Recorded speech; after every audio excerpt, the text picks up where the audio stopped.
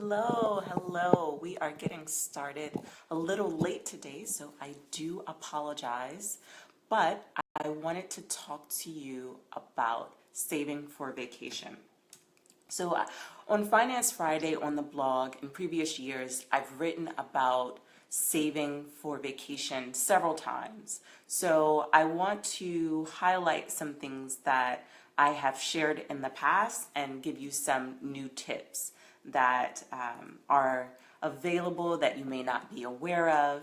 So that's what we're going to do today. So each week, Finance Friday is a conversation that we have about finances. It is our goal to have wealth to pass down to the next generation and also to learn as much as we can so that we will be aware of our personal finances. So if something were to happen, it won't come as a surprise to us. We will know exactly what money we have and where our money should be going and how much money we need coming in. So that is why we have the discussion each week. Generally, it starts at 12:30 Eastern Standard Time. Today has been a little bit late. During the summer, it's very hard for me to commit to having the Finance Friday Live every Friday. So that's something that I may have to think about and revisit. The last 2 weeks, we have had, last week we did have a Finance Friday. Feel free to look in the archives. There may be a show that really interests you. We've talked about saving money for homes. We've talked about saving money for retirement. We've just had different types of finance discussions. We've also talked about saving money for summer camps, which was a very popular one. So without further ado, I'm gonna go ahead and get started. First of all, I wanna say that if you're not used to taking a summer vacation, is definitely something that you should be keeping in mind and considering.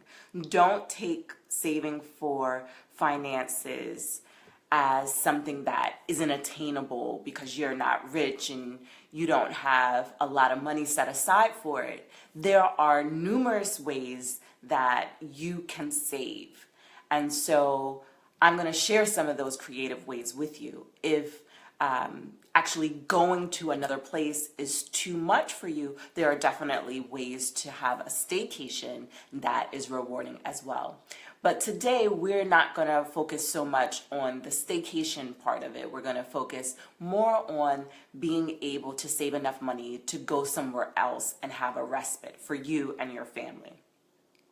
So let's see. So the first thing that I wanted to talk about are how to really get travel deals. So a couple years ago, I wrote an article called 10 Tips on How to Score Travel Deals. I will go ahead and put a link to this post in the discussion box. I'm going to do that right now so that you all will be able to follow along with me regarding the how to score travel deals. So let me post that right now, and then I will go into how to score those travel deals. So one of the things that I have done in the past, when I was working a 9-to-5, I would sometimes, one of the jobs that I had after I worked a 9-to-5 was actually, I did a virtual job. And one of the things I did was help people get travel deals. So what I am going to share with you are some of the tips that I use to help different people score travel deals. So the first one is, and it's not a surprise, is that you have to shop around. It's no coincidence that there are tons of different websites that claim to offer you the best deals. There are many travel sites that will allow you to search various search engines to find the best deals. So like they have Xfinity, Travelocity, Priceline, and there are certain sites like Booking Buddy that will let you search all of those and the major airlines for a deal. So if you're looking for flights, I definitely recommend that you check out Southwest, because a lot of times they have some of the best deals. Somewhat, it's times have changed, and one of the reasons why Southwest has some of the best deals is because they don't charge for your luggage. If you carry more than one bag, I think they do charge additional, but for the most part, that one bag is going to be free. So you can get some of the cheapest tickets by searching Booking Buddy, and Booking Buddy will allow you to search a lot of different options all at once. So the second thing you want to do is compare costs. So in recent years, we haven't been flying a lot for our travel vacations. In the past couple years, we've gone to Myrtle Beach. That's one of our favorite spots, to go to South Carolina and just hang out. You know, it's warm, the beach is clean and nice, and instead of flying to the beach, we have driven. We drove our car, and it was more economical for the four of us. So we are a family of four. It's my husband and I and our twin daughters. So when we go on vacation, we often bring a lot of our family members. It's usually not just the four of us, but by driving, it's much more cost effective. And there's a site where you can actually compare the cost and find out how much it's going to cause wear on your car and how much it's going to cost you in gas. And that site is BeFrugal.com. Now, again, in the comments section, if you're watching this at a later date, I have listed the post that I shared all of this information in. I have listed that in the comments section. So if you go there, you can see all the links to where I'm sharing about the different websites that will tell you where to save money. So to compare costs for flying and driving, you would go to BeFrugal.com. That's BeFrugal.com. The next way to save money is be flexible. If your departure and travel arrival dates and times are flexible, you can get some of the cheapest flights. So traveling like on weekends are generally, so let's say you fly out on a Friday, that's generally going to be more expensive than if you flew out on a Monday, because most people are, that's a main travel day for people who are going on a vacation. So people often get off of work and they're like, I'm gonna try to extend this as long as I can by leaving after work on Friday. So that's actually a popular time. And so if you go when it's most popular, you're going to pay a premium price. But if you have more flexibilities, many of the sites will say, you know, they'll even show you what the cheaper price is if you choose to fly at a different time. So that's something that you should keep in mind. If you are flexible, that's one of the ways to save money. So one thing that you should also keep in mind is that in the middle of the week, there are fewer travelers. So let's say Tuesday, Wednesday, and Thursday, especially Wednesday, those days are going to be like trying to book a flight really early in the morning, let's say before 6 a.m., you're going to find the best deals because not a lot of people are booking through, they're not looking at flights then. They're usually sleep or whatnot. So those are going to be some non-peak times. And so the prices are generally lower when you look at non-peak times. So something else you want to consider is the season. So right now it's the summer vacations. If you book them early, so several months in advance, you're going to get a really good rate. But if you're waiting to the summer, really close to the summer to book it, it's going to be more expensive. So I'm just going to make a little caveat here. I'm not going to go through the post right now and tell you everything that's on it, but one of the things that we do is we often get our hotel and flights and just other amenities, like let's say we get a rental car. We often go through Groupon because Groupon will allow you to book at to book all inclusive or to get a really good rate on everything you would need for the trip. And so by doing that, you can really save money. And the key to getting a great deal on Groupon is to do it early. So I know for Myrtle Beach, for example, where we've gone, if we book those like 6 months in advance, the hotel rates were like $59. Sometimes they've been as low as $39 a night, which is unthinkable.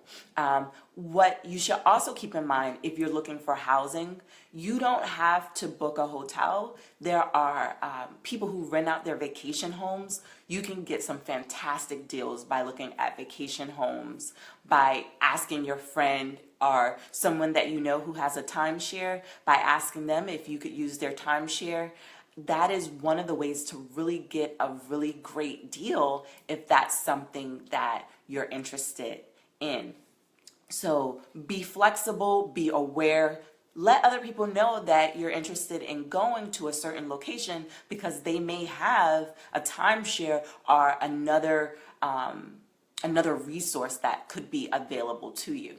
So Here's another thing. So if you are traveling and you choose to drive, let's say you rent a car, one thing that you want to be aware of is that your car's auto insurance that you already have will insure you in a rental car. So you don't have to get additional auto insurance. A lot of the rental car companies make extra money by upselling. And upselling is when you allow your customer to let you know they're aware of a certain item, and then you try to bump it up a bit by telling them about other things that you had. And that's really how companies, a lot of different companies, make money by adding on these extra things that you don't need. So auto insurance, if you already have it for your own car, is good for you even in a rental car. So that's something to keep in mind. Another thing is many of the major credit cards that you have will also give you rental car insurance. So I know one of the credit cards that I had to put on file when I rented a car, one of the perks of the card was auto insurance, rental car insurance. So it's unusual, but definitely know your credit card perks and look into them before you travel. Another thing about credit cards, sometimes they will, I don't know if it's not a credit card, it's actually one of our credit unions. One of my credit unions that I am a member of gives me a card for rental cars. It gives me a discount card. So it's for budget. So all of my budget rentals, if I choose to go through budget, I get an additional 10% off of my special member price. So if you are a member of a credit union and certain bank affiliations, they may have special perks that you can tap into as well and get some really good deals that way as well. And that's something that you may not be aware of, but it is something that you should keep in mind. All right, so the next tip that I'm going to share is take short trips. So here's the thing. If you are looking for like a 3-day trip, a 4-day trip, those are really popular. A lot of people do those, and so you can really find a really great deal if you book in advance and you do like several days in a row. And I would say 4 days is probably better than just 3 days, because a lot of times places will give you a special rate for that longer time. And so you want to look at, okay, so if I'm booking for 4 days as opposed to 7 days, what are going to be my benefits? So, and sometimes it can be the reverse, where the longer you book, the better deal you get. So if you're booking like even a 14-day trip, sometimes you can get really great deals by booking a trip so long. So if you choose to do that, you probably need to make sure that you have time off and, you know, enough time off that you can get paid while you vacation as well. So that's something to keep in mind as well. And when you're getting a job and you're negotiating, definitely don't forget to negotiate vacation time. So you want to have paid vacations. That is always the goal. And so not every company offers paid vacations. So if that's something that's important to you, definitely speak up. Let someone who's in HR or your boss or, you know, a higher up, whoever's hiring you, know that that's something that is very important to you, and try to negotiate that into your contract. All right, so the next item definitely deals with flights. Don't overpack. So if you're going overseas and you want to hang out, you know, think of, by traveling in the summer, a lot of times your clothing options are going to be thinner. And so you can get more into a carry-on. Definitely learn. There's so many videos that will show you how to pack very efficiently. I often roll my clothes so that I'm packing in a way that I can fit more into a smaller suitcase. So that's something to keep in mind as well. All right, so the next thing is consider public transportation. So if you are traveling and you don't want to have a rental car while you're at that location, let's say you go to Disney, so to speak. So don't just feel obligated to get a rental car just because you're somewhere new. Consider the public transportation that they may have there. I know in Disney they have a lot of different companies that actually cater to taking people from the hotel. And a lot of times your hotels will have transportation to and from the parks. A lot of hotels offer transportation. So don't feel obligated to get a rental car if you don't have to. So that's something else to keep in mind.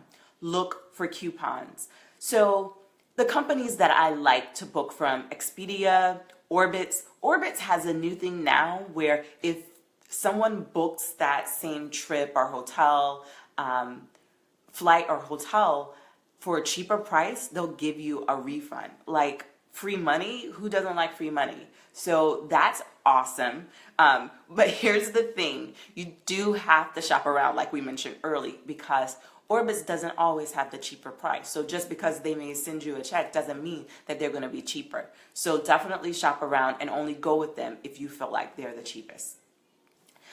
There's another service. So I like, whenever I'm buying something online, there are certain companies that I use. One of the companies is Ebates. The other company is My Points.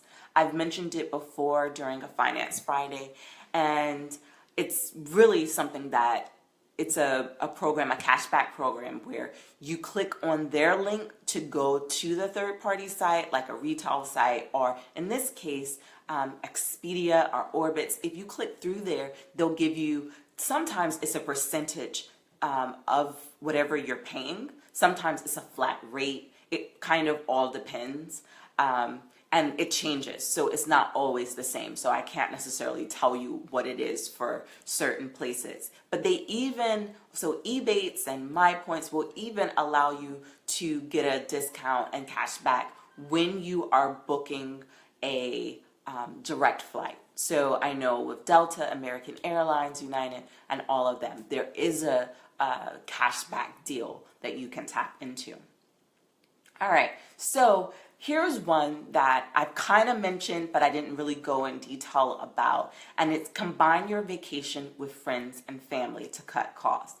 So this is huge because when you take your relatives along, it can mean a number of advantages. So one, if you take your grandparents along, they may be free babysitters. I know, I know that sounds kind of bad. So, but a lot of times grandparents don't get to spend a lot of time with their grandkids, and they want to. So while you may look at it like, oh, you know, I'm out on vacation, I just want to spend time with my spouse, they may be looking at it as an opportunity to spend time with your kids. So definitely look at it in a positive light. Consider taking one of your relatives along so that you will have somebody you trust watching your children if you have children. So that is a big one. A lot of times hotels and resorts, especially all-inclusive resorts, have childcare. They have like mini camps. We've done mini camps on at an all-inclusive resort as well as on cruises. The childcare on cruises is phenomenal because they will also have people who have already been vetted to babysit your kids. So I find that to be very helpful and reassuring. So that's one of the things to keep in mind. The next thing about vacationing with family and friends to cut costs. So if you choose to rent a house as opposed to just a room in a hotel, a lot of times you're going to get a better deal, especially if it's a lot of you. So if you rent like a 4-bedroom house, everybody can stay comfortably and you can all pitch in for that room, for that house, and cook your own meals. So there's a lot of advantages to that. So be flexible. You can think about renting a condo. It's just a number of ways where if you're traveling in a big group, it has its advantages. So it's something that we like to do because we get to hang out together as people we know. It's like, you know, it's like a big party for a while. So I just enjoy it. So that is one of the ways, you know, and you can combine. So like if you're renting a larger vehicle, you can get together and rent a larger vehicle and just combine all of your money together to do something bigger than if you just did something alone. So that's something to keep in mind too. So plan ahead. That is the single most important way to save money, is to plan ahead. So I cannot stress enough planning ahead. Definitely, the more you can book it in advance and pay for it, the better. You can also go through a travel agent to get special deals, and the travel agent can allow you to pay a little bit by little bit, so you can be on a payment plan. I've actually never done a payment plan, so I don't know how it compares, but I have friends who have, and it was fine. Actually, I did it for a cruise. I ended up not being able to go because it was when I was pregnant. Excuse me. But that's one of the ways to save money. I apologize. So the next way is if you have children who are very young, if you are looking for a discount for a flight, then you need to contact that airline directly. You really can't go through the third-party system for a child flight. And a lot of airlines don't really offer a different cost for children, but some do. You just have to contact them directly. And children under 2 fly free. So you do have to have their birth certificate in hand because they want you to prove that your child is under 2 in order to get that deal. So that's something to keep in mind. So it's definitely worth it. So definitely look into that. So those are 10 different ways to save. I'm going to try to share with you a few other ways as well. Yeah, so the only other way that I would like to share is once you realize that taking a vacation is something that you want to do, the very first thing you need to do is decide where you want to go and how much it's going to cost. So decide where you want to go and begin to budget for the amenities that are in that area. So find the location, look in that area for things that you want to do. Remember that sometimes museums are free, very low cost. Certain time, like Bank of America, if you're a Bank of America customer and you travel and visit museums, I believe it's the first weekend of every month. The person who you, it's like one person who has that Bank of America card can get into certain museums for free. So that's something that you want to keep in mind. So definitely take advantage of those perks. Remember to Google coupon or promo whenever you're looking for a certain amenity that may be in that area. For instance, I know last year we went to Busch Gardens, and we were going with my mom, who was a senior, and when I Googled promo for seniors, I definitely was able to get a discount and able to pull that up. So it's something that you want to keep in mind. When you book early, you can plan, you can search for the amenities, you can get a coupon or a promo code that you can apply. And often when you buy it online or in advance, you can sometimes get a better deal than if you did it at that location directly. So if there are any tips that you have that I didn't share today in the video, feel free to leave a comment in the comments section and let us know so that we can share it with other people. So I hope that you've enjoyed this Finance Friday. I hope you learned a new way to save money. And if you appreciate these videos, please leave a comment, share it with someone that you know, and definitely let me know too so that I'll know to continue to do these videos. Once again, I appreciate you and I thank you for watching. All right, until next week, have a great weekend. Bye.